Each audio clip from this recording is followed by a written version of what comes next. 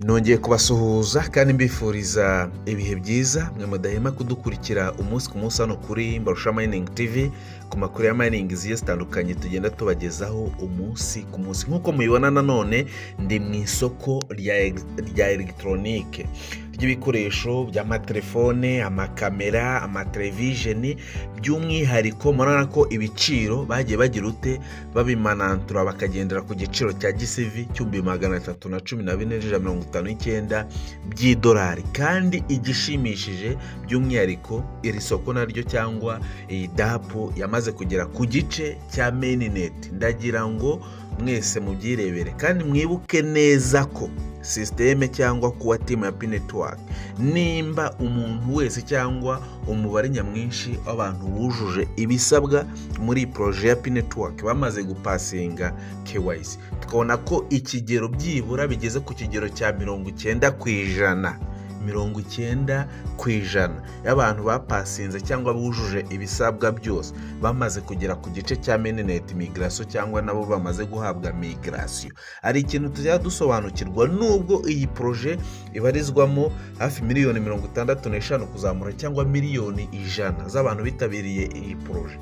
Ntabwo ari bwo bose uyu muntu deja afunguye cyangwa acreatinze account, hari abenshi babivuyemo batakimayininga kandi account cyangwa systeme cyangwa team ntabwo yaguhereza KYC cyangwa uburyo bwo gupasinga KYC udakora minage. Ari n'igihe bashobora gutekereza ko wenda ari robot cyangwa afunguye account ugira ute wikinira, ariko nimba batwereka ko 1,17,500,000 byamaze gupasinga KYC muri 15,500,000 byahawe migration, mu by'ukuri ni ibintu byo kwishimira kandi aba ari inkuru nziza. Rero no muri iyi DAP kuwa team yifuza ko aya madaps yatangira gusupplyinga abantu ibicuruzwa cyangwa ukeneye iyo telefone cyangwa iyo Apple machine cyangwa machine cyangwa kamera waza gushopinga cyangwa aya madaps yatangira gukora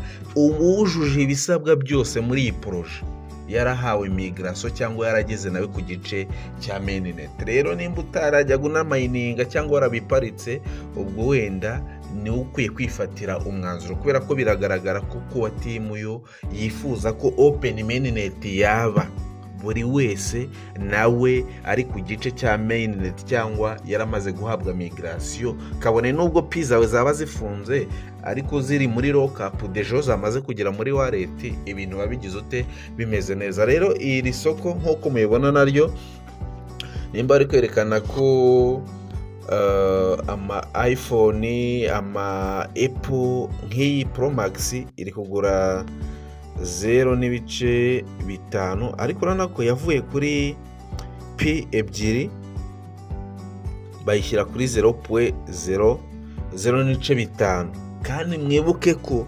ntabwo aya madaps aratangira gukora. Bivuze ko kira giciro nikiramuka kibaye confirmed, ibiciro bazabimanantura bayigize nko kuri 0.000 cyangwa 0.000 nkuko muri kwibona uyu munsi wa none nkoze iyi video ni itariki 7 z'ukwezi kwa 12 umwaka 2025. Harimo amakamera, harimo amatelevision, harimo ama iPhone. Ni isoko rizacuruza nyine ibikoresho by'ama electronique, amatelefone, amateleviziyo nkuko muri kugira ute muri kubyibonera. Ahanga bari kwerekana ko iyi Apple MacBook Pro Max 14 yari iri ku bihumbi 19 by'amapi, yari ku bihumbi 19 by'amapi. Bivuze ko nyine itubahirizaga GCV price cyangwa itagenderaga kuri cya giciro $314,959 by'idolari. Ariko uyu munsi wa none urabona ko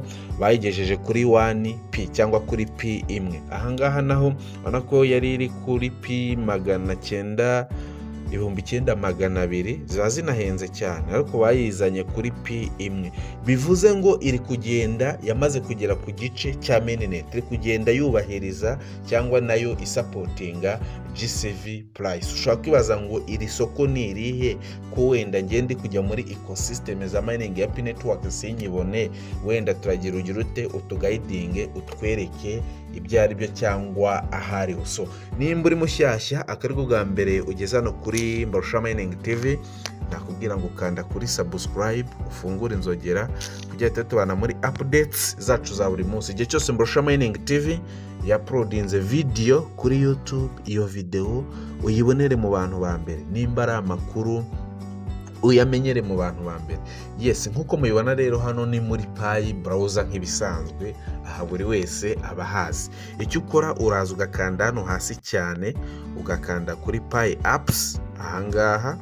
Okay, ukimara kuhakanda urategereza network, ukaza ugahita ukanda hano handitse mainnet apps ahangaha. Nizere ko turi kugendana. Ugakanda kuri mainnet apps, wamara kuhakanda uraza hano hejuru muri search ahangaha,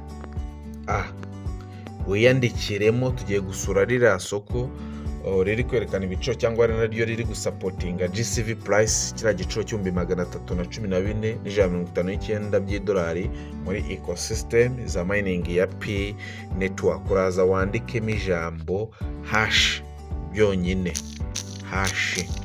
Okay, nurangiza ukore search. Okay, ukimara gukanda search urayibona ko iri no ku gice cya mainnet. Okay, uyikandeho. Ubona ko yamaze kuva muri testnet, ngira ngo muri kugira ute, muri kubibona. Urabona ko n'abantu batangiye gustakingamo amapi bitegura kugira isaha n'isaha GCV price cyangwa aya madaps yatangira gukora, aya mapi yabo bazahite batangira kugira ute kuyakoresha. Nk'uko mubibona ahangaha iri kuri mainnet app. Hanyuma twinjire mw'iri soko, ukande open. Okay, utegereza ama network, dukanze kuri open. Yes, urabona ko ntabwo bitinda ihita ko ifunguka. Murabona ko huzemo ibikoresho byinshi pe, huzemo ibikoresho byinshi. Murabonamo ama ekuteri ahenze cyane, murabonamo amabatiri, ama iPhone, ama television, ama mashini agiye ahenze, bya bikoresho bihenze kabisa. Nawe ubona ku isoko n'uyu munsi wa none, ukabona ko icyo gikoresho gihenze. Bivuze ko uyu munsi wa none ntabwo kira giciro kiremezwa muri ecosystem, ntabwo kiratangira gukora, n'ariya madaps ntabwo aratangira gukora. Aho ngaho tubanza tugira ute tugendane. Ariko urabona ko amasoko yatangiye kwerekana ibicuruzwa, cyatangiye kugaragaza ibicuruzwa bazaba bafite umunsi ecosystem cyangwa iki giciro kizatangira kugira ute kubahirizwa muri ecosystem za mining ya Pi Network. Kandi uzaba ufite Pi imwe cyangwa Pi ebyiri, ugahaha ibintu ugastoka, cyangwa ukaba wagira ute nawe ubwawe wakikorera ishop cyangwa iduka. Nongere mbibutse ko ibintu byose cyangwa gukora minage cyangwa mining ni ibintu bisaba kwihangana, ntabwo ari ibintu wenda biva mu kwezi kumwe cyangwa mu mwaka umwe cyangwa mu mezi abiri. Oya, ni ibintu bisaba kugira ute gutegereza. Kandi tuzi neza ko kuba timu nayo ubwayo iracyasetinga cyangwa iracyashyira imbaraga muri uyu mushinga. Turacyari muri testnet ya kabiri, bivuze ngo baracyagerageza baniga uburyo ki iri faranga rizakoreshwa, kubera ko intego cyangwa n'umugambi kuba timu ifite ku iri faranga nuko yifuza ko ari faranga rizakora ku isi hose kandi rikagera ku muntu uwo ari we wese. Ari niyo mpamvu open network yabaye, cyangwa ariyo mpamvu tubona aya ma échangeur ku buryo ki uramutse unakeneye Pi wayibona mu buryo ki bukoroheye uyu munsi wa none. Ariko kiriya giciro nikiba confirmed, kubona Pi imwe nawe ugira ute, urumva ko azaba ari ibintu bigize ute bitoroshye. Kandi ari ikintu natangiye mvuga abantu bajya banitiranya, nimba wenda twumva ko cyatubona ko iyi projet irimo abantu bagera muri miliyoni 100, ariko tukabona ko muri izo miliyoni 100 abenshi bagira ute batabyitayeho. Tukabona ko muri izo miliyoni 100 1,17,700 aribo bantu bagize ute bakoze ibisabwa. Muri izo 1,17,500 twabona ko 15,000 okay n'ibihumbi 700 zamaze kugera ku gice cya mainnet.